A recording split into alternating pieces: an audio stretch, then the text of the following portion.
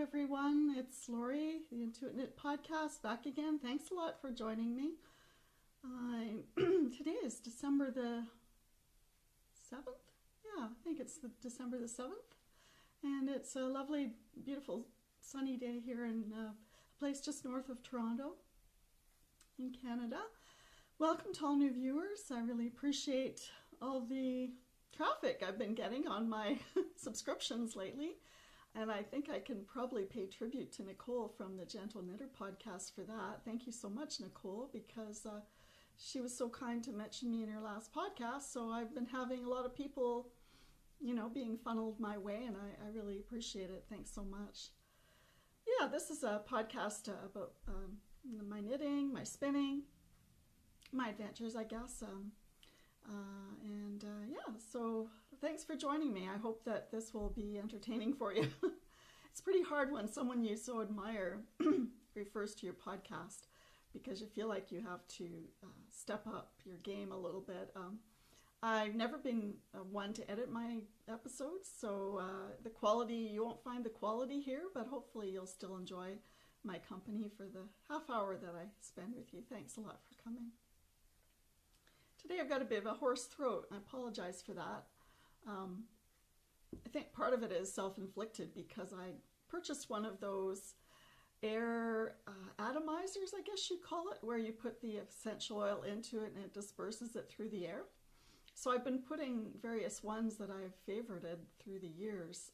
One of them is a mixture of different essential oils, and it's called Thieves, which I love that scent, but perhaps I've put a little too much in the air, so I'm a little bit hoarse today. I'm not sure if that's the reason, but yeah, so today I've got a few projects I've done. I have to say I've been ill over the last week, and even prior to that, my energy was really low, so I don't have a lot to show you necessarily, but there might have been some things that I neglected my last podcast to share with you, so I'm going to do that today. If you've been following me on Instagram, where I am present as Intuitknit as well, you'll see that I'm trying to use some of my hand spun that I've probably had in stash for a while. This was some yarn that I spun up after I'd been to the gathering in Port Hope, Ontario, which occurs, I think, every May. It's a lovely event in Ontario, in Port Hope. People gather with their spinning wheels in this huge auditorium, and so you get to see all these spinners at once doing their craft, and it's really good. There's vendors there and so on. And there's usually door prizes. So I think the origin of this yarn was that I won a door prize of some roving that I spun up.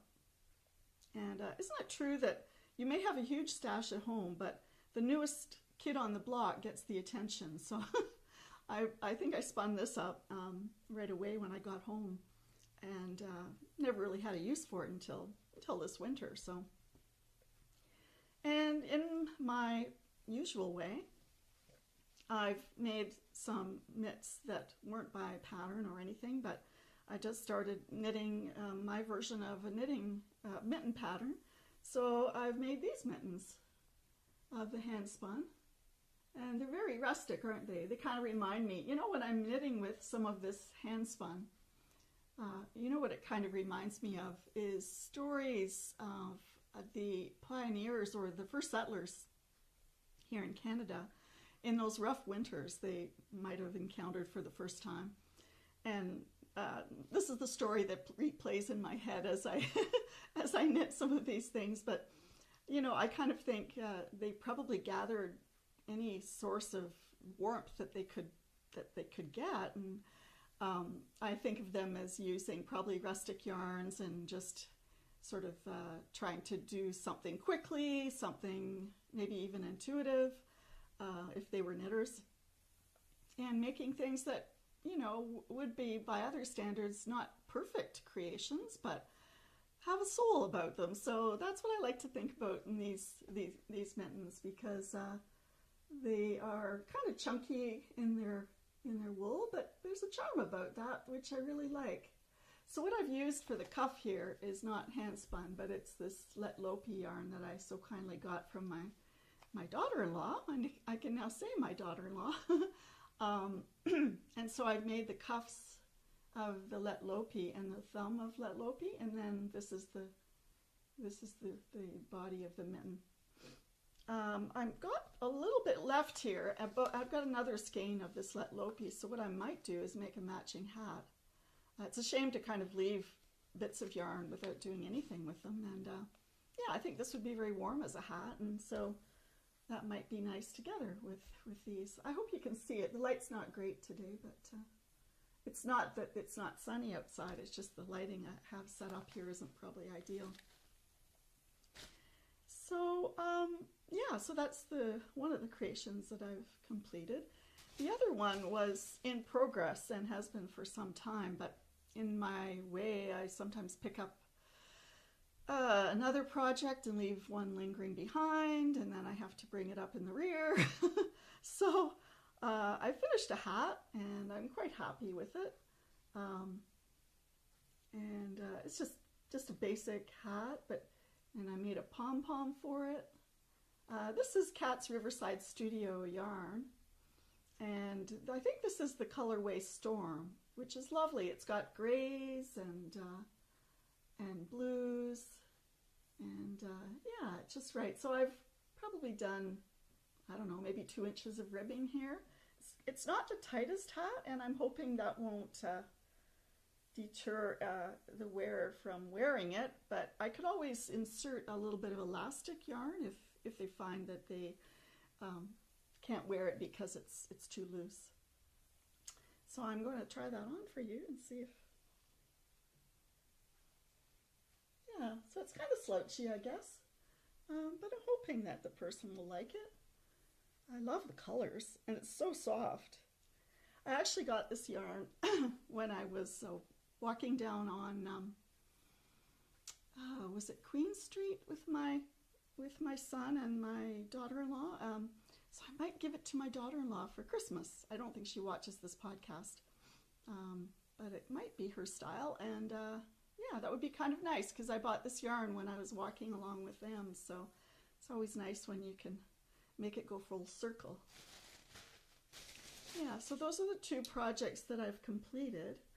In progress, I have a pair of socks on the go, and this is yarn that I got from Helen from Stitched with Sprite 966. Her podcast is always lovely to watch, and so she gave me this as a gift. Well, I guess maybe last year. Yeah, last year, I guess. I'm terrible with dates. Sorry, Helen. Thank you so much. But they're knitting up into nice socks. What I've done is kind of gotten to this stage with a just a regular heel, gusset, heel and gusset, and maybe done 2 inches of ribbing and gotten to this point of the foot. And because I want to have them exactly the same in their length of foot, I've started the second one on some DPNs, and I'll knit it up to the same length of foot, and then I'll do them concurrently together so that I will get them accurately the same length. Sometimes I miss the mark on that, and I want to avoid it this time because it'd be nice to get them done perfectly since this yarn is so special. It's really lovely, and I think maybe she has, I think she hand dyed this herself, which is even more of a treasure, but I think that she's maybe given it a bath in some eucalyptus or soak maybe, but I just love the smell, and when I've been working with it, I could smell it on my hands, and it's really nice. I love that. I'm not one of these people that's scent sensitive. And in a way, I kind of am sad that people are, because it's just one of those things that gives pleasure in your life, isn't it? I often wonder how in a grocery store you can walk in and the first thing that you meet up with is that department that sells all these cosmetics of perfumes and colognes and stuff. With there being so many sensitive people in the world, how that would be a wise move on the part of some of the department stores, but I don't think that deters them, so they put it right out there. But at Christmas time, you can see all these people milling around, you know, sniffing their wrists and trying to figure out if that's the scent that their loved one would like, and I just find it kind of funny. But I do get enjoyment out of different perfumes and colognes, but a lot of places you go to now, you can't wear them anymore. They advise you not to anyway, and I'm not sure if they cause a full-blown anaphylactic shock episode, but I think maybe it more gives people irritation in their throat, and that's what they're trying to avoid. So yeah, that's a bit of departure, but so the next thing that I'm knitting is I'm picking up a project which again is a retro project from my trip to Edinburgh, not this past year, but the year before. I got this wonderful North Ronaldsay yarn, and stupidly I was following my own recipe for making a sweater, and I got up to the join of the arm and the body, and for some reason I decided I would just move on, maybe, I don't know, 10 inches or something like that, so that the yoke was way too deep. I tried it on. It was like a comedy. There was no way that I could bring it in fast enough to be an appropriate size and for the yoke to be fitting me, so I had to rip it back. But this yarn is very, very, well, let's say inconsistent, but also very kind of toothy, I guess. And so I just found that it was really hard to pick up, and plus I'm knitting it on quite small needles. What are these anyway? I think they're 2.25 needles, this yarn kind of demands. So picking up those stitches was an adventure, and I'm not even sure that you can't tell. No, yeah, I think you can tell where I've done that along here. But I'm kind of hoping that for whatever reason I can wear it, and maybe after washing and wearing, no one's really going to notice.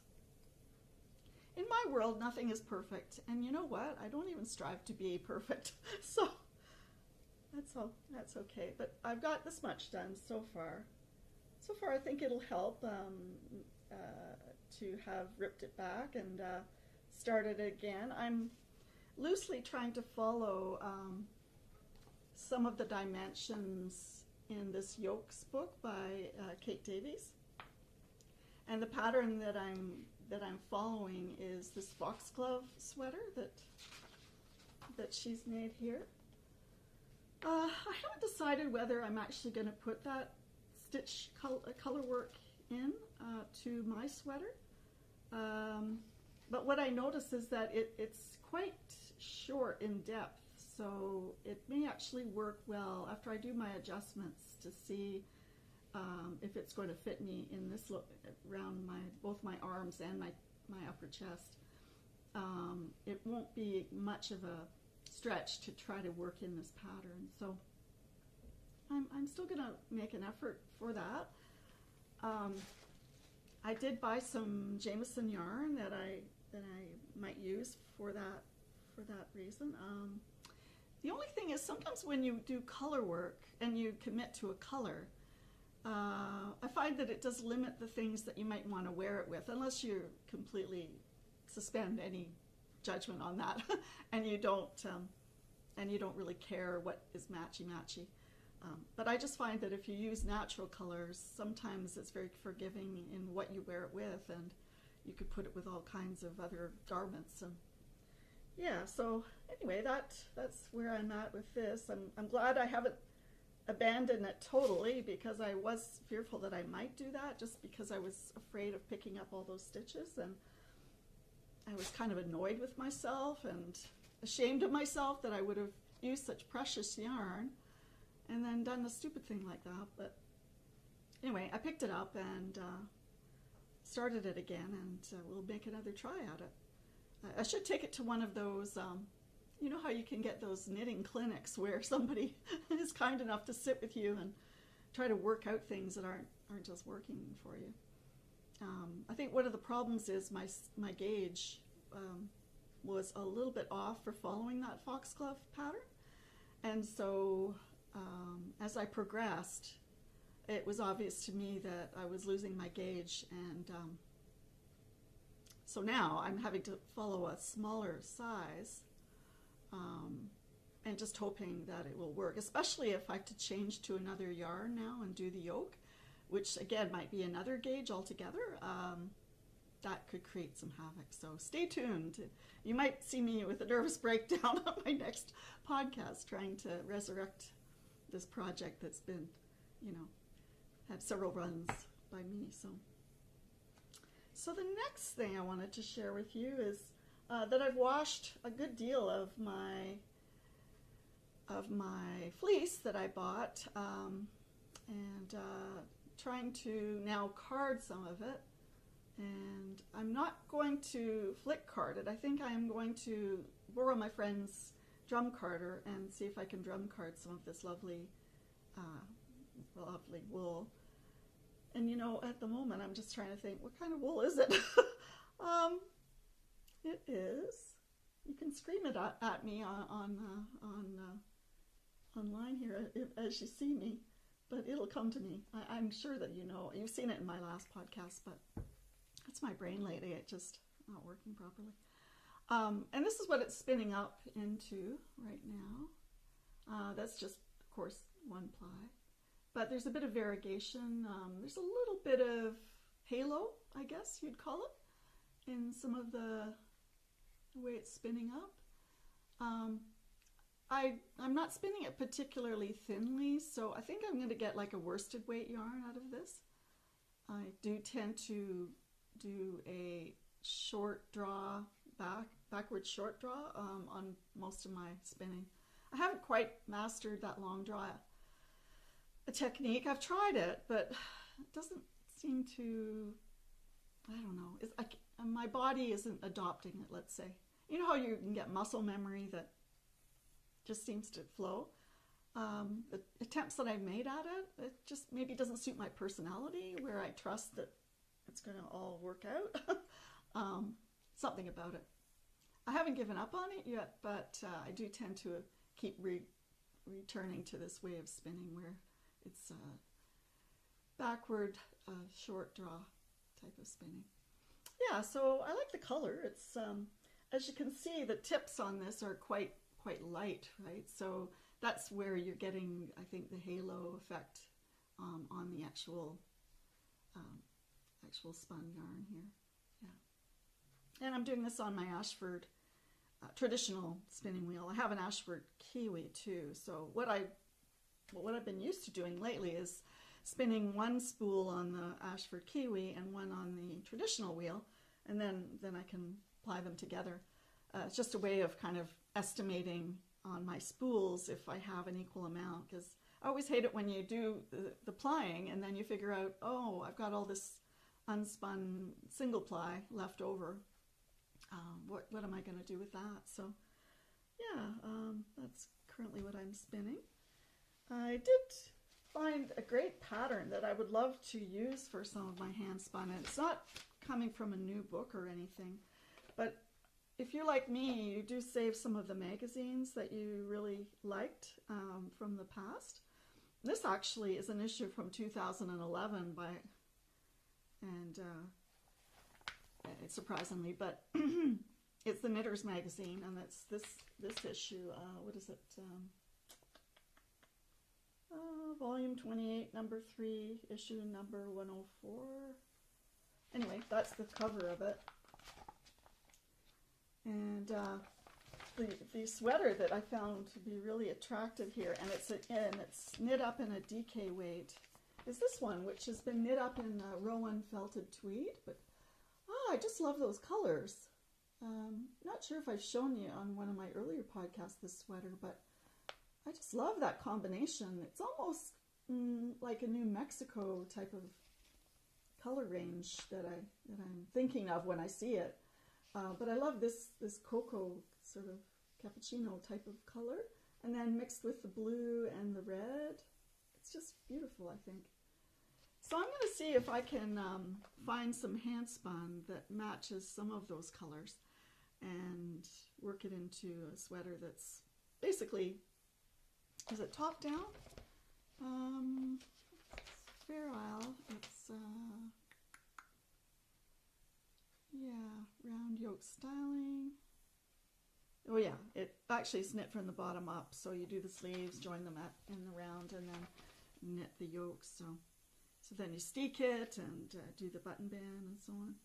So I made other sweaters that way. So yeah, so I was really thinking I might try that. I do change my mind a lot, so don't put me in the jail if I don't follow it. But the other thing I've been looking at from the library is this lovely book by Amy Herzog. I've got a couple of her sweater books and really enjoy them because they're so useful. You could do anything with these books, and if you know anything about me, you know that sometimes I like to take a pattern and then enrich it with my own preferences. But this would be like your basic book to do that sort of thing, because she just gives you the recipe for so many different types of styles. And yeah, I really like it. So what I've done is I've borrowed this from the library, had a really good look at it, and then what I'm going to do is ask my children if they will gift it to me for Christmas. They're always looking for what I want, and I have too many things. But if they can get me something that I will actually use, that makes my situation a lot more livable in my current state. This is one that I kind of got my eye on. It's like a little hoodie, kind of close to the body, but it's got a zipper insertion. And yeah, so that looks very nice. But there's a few here that I would just love to knit. And they're timeless, you know, they're not going to go out of style. That's another one. And that's quite a large project. I haven't done any tunics so far, but I wouldn't be against it if it was something I could knit up fairly quickly in a worsted weight or something. Let's see. This is a lovely sweater. That reminds me of one other sweater I've made. It's very classic design. And yeah, there's just so many here that you could enjoy making. And she gives you all kinds of tips about adjustments to your particular figure. So if you want to enhance or diminish some aspect of your figure, you could do that on some of the adjustments. And yeah, I don't think she necessarily designs for small body types, which is great, because she does have quite a range of sizes here in her book. And I did meet her at the book signing of at Rhinebeck this year, although at the time I wasn't really interested in carrying books around, so I just figured, well, I'll get it hopefully for Christmas. Now, that's a really good one if you can try to get that. Now, I just wanted to give a shout out to someone that made my day. Sometimes you feel low, you know, sometimes you feel, what am I doing, you know, with things, and especially at my stage of life where all things are changing, you're empty nesting, and